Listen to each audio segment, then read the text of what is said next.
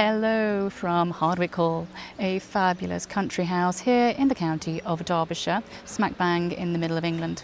It's a county known for some of its amazing country houses and estates, including the world famous Chatsworth House and of course my personal favourite Haddon Hall. Now Hardwick Hall was built in the 1500s by Bess of Hardwick, and it was built as her showpiece. She was a very wealthy woman, and that power and status grew.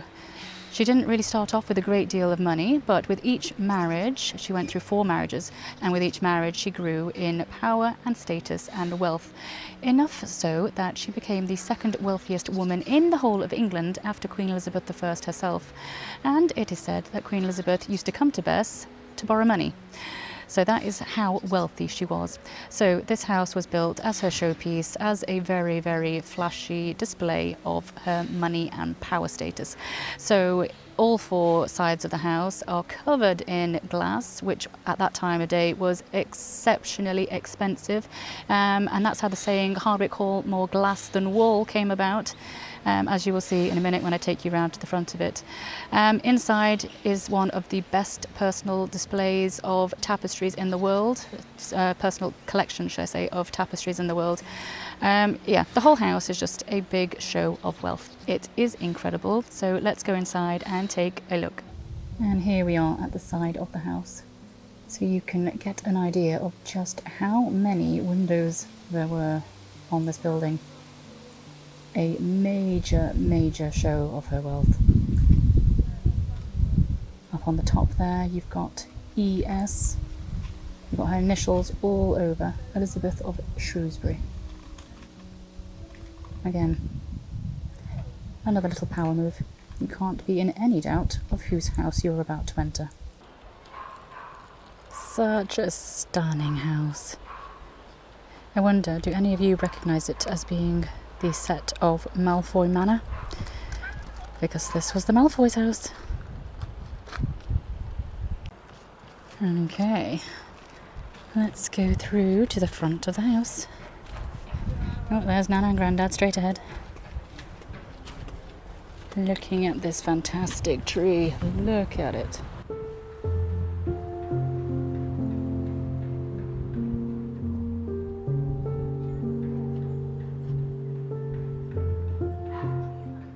There are few country houses in England quite like Hardwick Hall.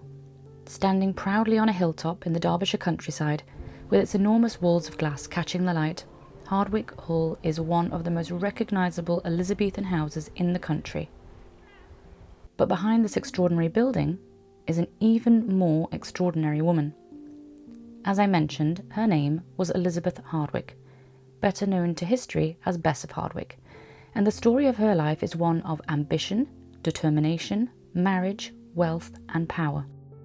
Bess was born here at Hardwick around 1527 into a family of relatively modest Derbyshire landowners and gentleman farmers. Her father, John Hardwick, died when Bess was still very young, leaving the family in relatively difficult financial circumstances. They lived in a much smaller manor on the site of what we now call Hardwick Old Hall. There was little about Bess's childhood to suggest that she would one day become one of the most powerful women in Elizabethan England. But Bess was ambitious. At around the age of 12, she left home to enter service, where she would have learned the skills expected of a young woman of her social position: sewing, music, dancing, and the etiquette of aristocratic society. And then, at just 15, Bess made the first of 4 marriages. Her first husband was Robert Barlow, a young man from a neighbouring Derbyshire family. The marriage was incredibly short-lived. Robert died just a year later, leaving Bess a widow while she was still a teenager.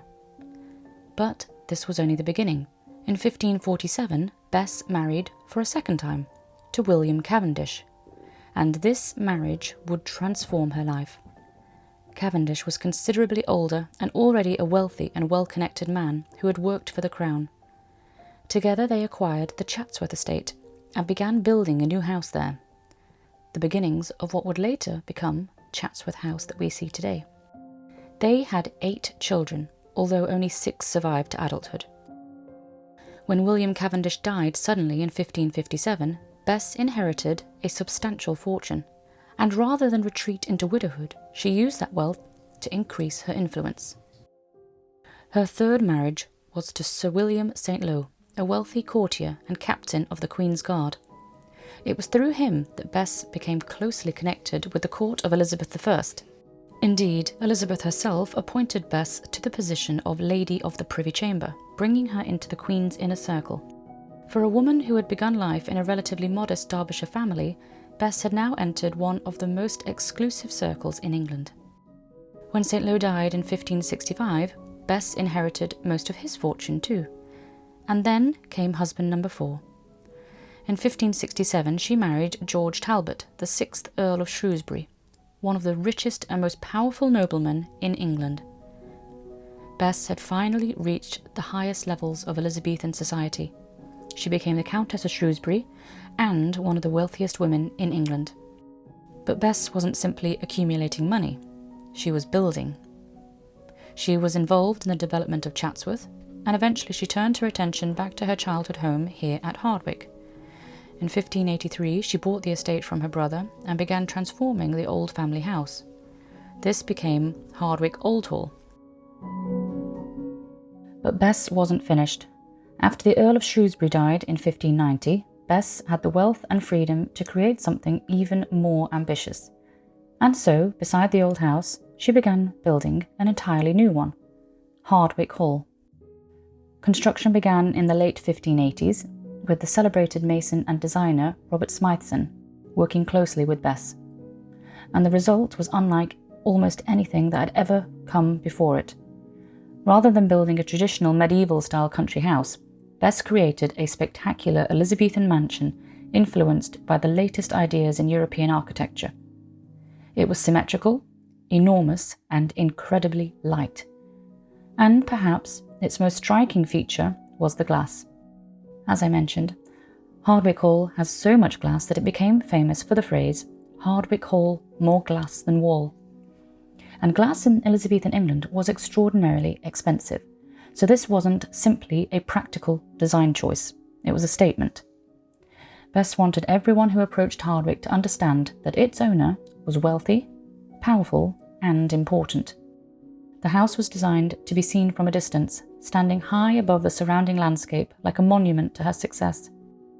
In many ways, Hardwick Hall is Bess's autobiography written in stone, but the architecture is only half the story. Step inside and you'll discover one of the most remarkable collections of Elizabethan textiles anywhere in Europe. Bess was a passionate collector of tapestries, embroidery, and textiles, and she understood how powerful these objects could be. In Elizabethan houses, tapestries weren't simply decoration. They were incredibly expensive, they provided insulation against the cold, and they were a very public way of displaying wealth and sophistication. Bess filled Hardwick with them. The house today contains more than 100 tapestries, and remarkably, some of them are still displayed in the rooms where they were recorded in Bess's own inventory in 1601. Perhaps the most spectacular are the Gideon tapestries in the Long Gallery. This enormous suite consists of 13 panels, each almost 20 feet high, stretching for more than 230 feet in total. Bess bought them in London in 1592 from the estate of Sir Christopher Hatton, paying more than £326 for the set, a huge amount of money at that time. The Long Gallery itself runs almost the entire length of the house and was designed to impress. Imagine walking through here in the 1590s, surrounded by enormous tapestries, paintings and Elizabethan furnishings, with the light pouring through those vast windows, now covered with curtains. It must have been extraordinary. So Hardwick wasn't simply a grand country house. It was connected to the very heart of Tudor and Stuart politics. And Bess herself died here in 1608 at the age of around 80. By then, she had achieved something extraordinary. She had risen from a relatively modest Derbyshire family to become a countess, one of the richest women in England, and the creator of two remarkable houses that still stand today, Chatsworth and Hardwick. What makes Hardwick particularly special today is just how much of Bess's world has survived. The house passed through generations of the Cavendish family, who became the Dukes of Devonshire. Eventually, Chatsworth became the family's principal home, meaning Hardwick was used less frequently. And rather wonderfully, instead of modernising it beyond recognition, later generations preserved much of its Elizabethan character. Eventually, the enormous death duties faced by the Cavendish family following the death of the 10th Duke of Devonshire led to Hardwick being given to the National Trust in 1956.